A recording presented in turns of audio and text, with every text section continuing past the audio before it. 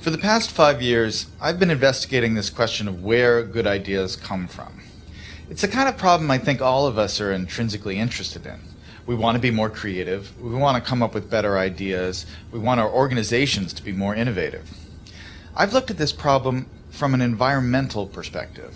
What are the spaces that have historically led to unusual rates of creativity and innovation? And what I've found in all of these systems, there are these recurring patterns that you see again and again that are crucial to creating environments that are unusually innovative. One pattern I call the slow hunch, that breakthrough ideas almost never come in a moment of great insight, in a sudden stroke of inspiration. Most important ideas take a long time to evolve, and they spend a long time dormant in the background.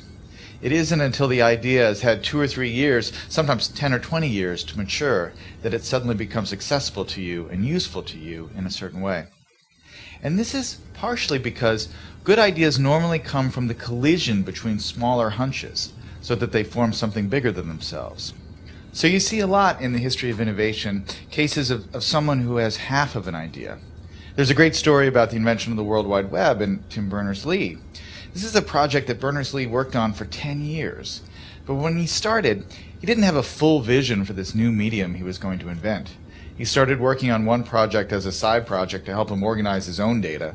He scrapped that after a couple years, and he started working on another thing.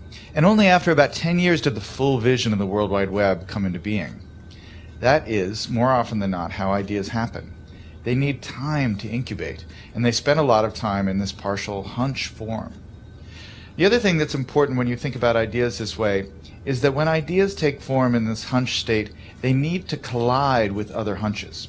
Oftentimes, the thing that turns a hunch into a real breakthrough is another hunch that's lurking in somebody else's mind.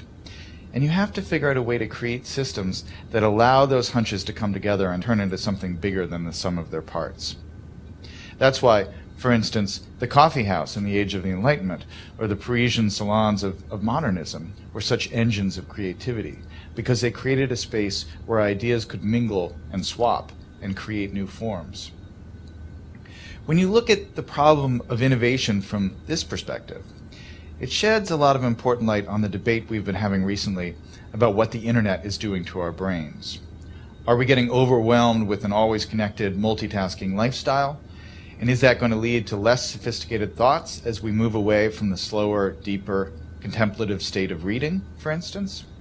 Obviously, I'm a big fan of reading, but I think it's important to remember that the great driver of scientific innovation and technological innovation has been the historic increase in connectivity, in our ability to reach out and exchange ideas with other people, and to borrow other people's hunches and combine them with our hunches and turn them into something new.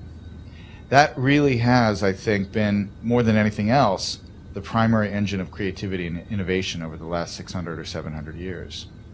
And so yes, it's true we're more distracted. But what has happened that is really miraculous and marvelous over the last 15 years is that we have so many new ways to connect and so many new ways to reach out and find other people who have that missing piece that will complete the idea we're working on, or to stumble serendipitously across some amazing new piece of information that we can use to build and improve our own ideas.